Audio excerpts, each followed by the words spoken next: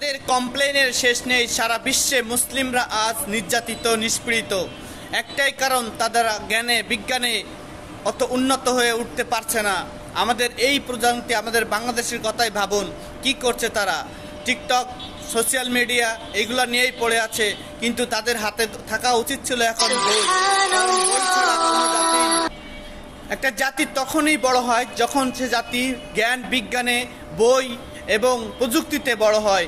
আমরা মুসলিম সমাজ দিনকে দিন এই বিষয়ে পিছিয়ে যাচ্ছি। আমরা আছি হানাহানি, ধর্ম, ছোট ছোট বিষয় নিয়ে বিভেদ, এবং মুসলিমদের মধ্যে যত বিভেদ তত বিভেদ মনে হয় কোনো ধর্মের মধ্যেই নাই।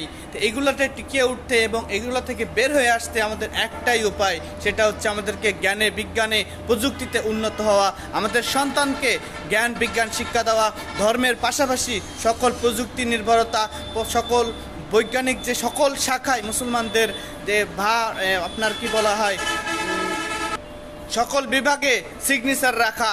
তাহলেই আমরা মুসলিম সমাজ সামনে এগিয়ে যেতে পারবো।